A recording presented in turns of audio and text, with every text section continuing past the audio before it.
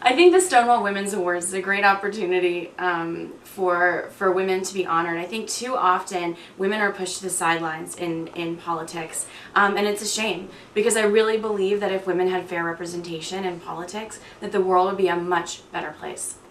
I'm very excited about getting a Women's Award. I was at the last group of presentations, and so I think it's really lovely that somebody would consider nominating me and putting me into this group of women. Why do I think it's important to recognize women in politics and progressive ideals in politics? Because I think it's another opportunity for us to speak to a larger audience of people about what the important issues are, and certainly LGBT issues and the role of women in society and in government are important issues. And so I see the Stonewall Women's Awards as being sort of a tie-in of the role of women in government, the issues for women in our society, and in fact the issues for lesbian women in our society. On behalf of the entire staff of Go Magazine, I would like to congratulate all of this year's recipients of the Stonewall Award.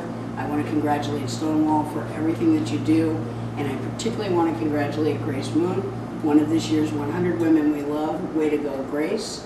You're amazing, and we love you. And have a great time tonight. We're in production on our election issue, otherwise the staff would be there. Well, Grace, I know that you've certainly been a tremendous power and voice for women and queer women in the political process and the artistic process through media, and I wonder if you see any benefits to Sarah Palin's bid for vice president on a Republican ticket for women and for this country. I think this is a really complex question, and I think it's brought up a lot of conflict for everyone, men and women, and I think that this is why she has become such a firestorm issue for everyone. Well, I think the fact that Hillary Clinton was a very serious candidate for the President of the United States this year, and the fact that the Republican candidate decided he needed to put a woman on his ticket to get more attention for himself, both reflect well for the role of women. Now, do I think that Hillary Clinton was a much more serious candidate for president than I frankly find Sarah Palin as a candidate for vice president?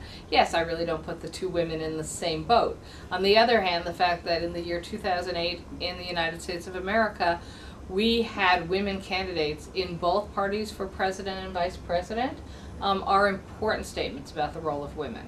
The fact that Sarah Palin, in my opinion, is not qualified to be the vice president or the president of this country, I think is still reflective of the fact that there's not enough women in the mix to really be able to separate out, look, there are women who are talented and ready to be president, and there are women who are not. And when we get to the point where we have equal opportunity and relatively equal numbers of women moving into politics, I don't think we'll see situations like the one we have today, where the woman candidate for vice president is so clearly unqualified.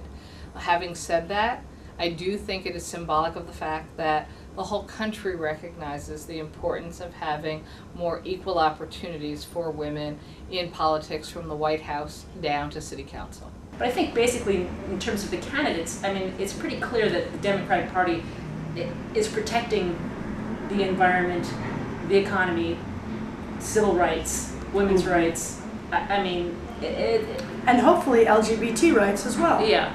Do you think that there's a common theme with all of these different issues that you say people have to think about being important to them? A common theme. I have to say, I was watching Larry King last night interview Bill Clinton. And Bill Clinton can sometimes go off, and he hasn't been the wonder boy of this season. But he said something very interesting that I thought really rang true, and he said that he felt that as people look at themselves as being citizens of this country, what does it really mean? And you have all these, personal reasons, and you pay your taxes, and you do all the things you should do as a citizen. But how is it that we actually connect to our community? And this is one of his issues. Like, how are you actually connecting and participating in your community? And I think that's really an important issue that comes up a lot for us. And I think the Democratic Party represents the issues that says, you have to really consider your relationship with everything around you.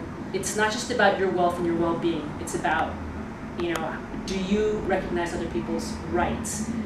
Do you recognize other people's religions? Do you recognize that the environment is important? Do you recognize that it's not just about you gaining wealth, but it's about protecting everybody in the economic scale?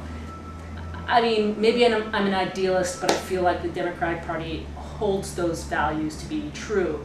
So it's not just about I'm protecting me and getting rights for me. It's like, we're in this together.